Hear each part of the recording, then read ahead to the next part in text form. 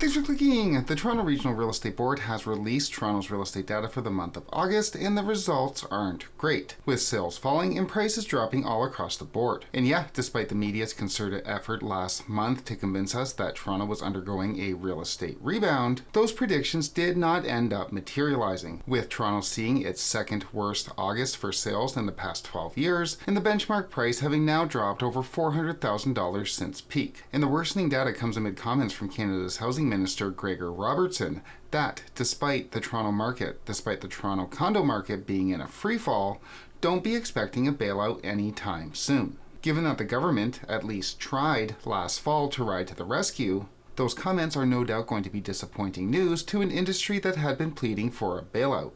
I'm an entrepreneur. I own my own business. So what I want to do today is go over Toronto's real estate data for the month of August, take a look at the comments from the housing minister, and then discuss some implications and why I wouldn't count the government out just yet. And wait for my signal. Yes, sir.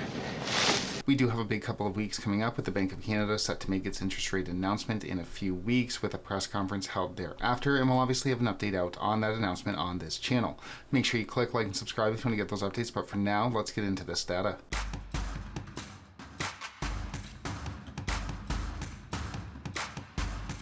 Onto the data. First up, the benchmark price. The benchmark price, that's the price of a home that represents the most popular set of features, which was down. July's benchmark was $981,000, and that fell almost $12K to $969,700 in August.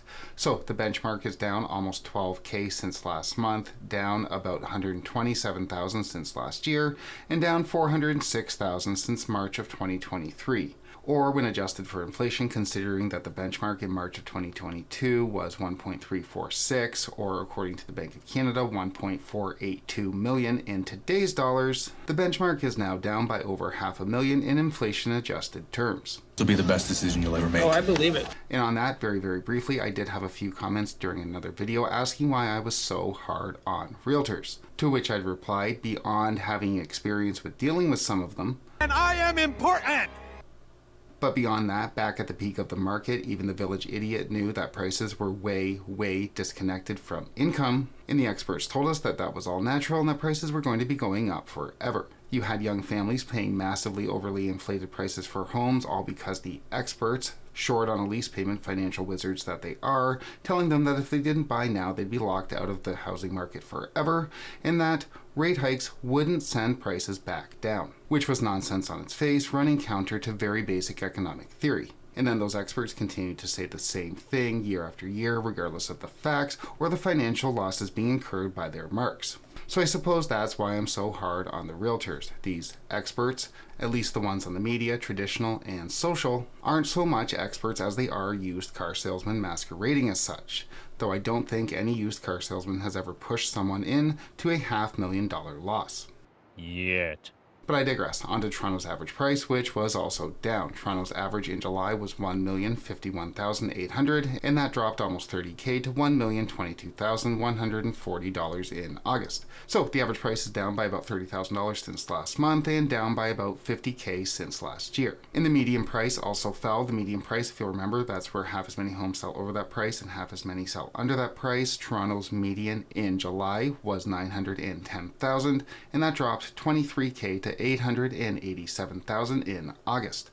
So the median down $23K since last month, down $63,000 since last August. In the months of inventory measurement, the MOI, which measures if no more homes came to the market, how long would it take for Toronto to completely run out of homes for sale, that remained static, sitting at 4.5 in July and still at 4.5 in August.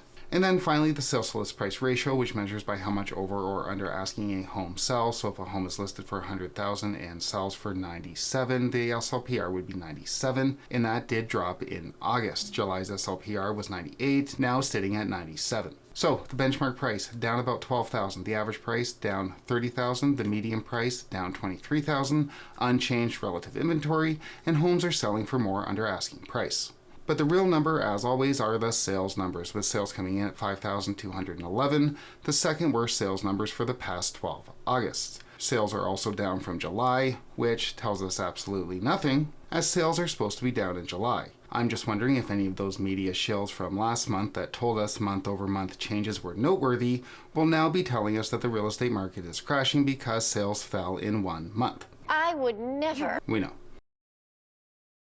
Regardless, if we couple those low sales numbers with the new listings numbers, which came in at 14,038, the second highest new listings for the past 12 Augusts, we get a lot of active listings available, coming in at 27,495, by far the highest number of active listings Toronto's had heading into the fall for at least the past 12 years. So, not a great August to speak of, definitely not one signaling a big turnaround in the market. And remember, prices continued to drop at this point in time last year when active listings was sitting here. Meaning, with even more inventory sitting on the market, expect prices to continue to fall, all things being equal, for the next few months, at minimum. Meaning, get those finance conditions in place. You don't want it to happen where you've waived conditions and then your house appraises for less than the purchase price and then the lender refuses to lend on that property and then you get sued for tens of thousands of dollars. If your realtor won't do it, get one that will. As we've mentioned before, there's thousands upon thousands of them available. Yet, despite all of these stresses that we're seeing in the real estate market, the growing stresses in Toronto, as mentioned earlier, Housing Minister Gregor Robertson says don't expect the government to be riding to the rescue anytime soon, noting that the market is the market and it will go up and down. Right now it's going down, which is definitely helpful for people who haven't been able to afford homes. And there you have it, folks, a politician acknowledging that lower prices makes homes more affordable. It's been a long, long time before we've seen really anyone, but especially a politician, say that the answer to housing affordability isn't either A, government intervention, or B, lower interest rates. Is this true?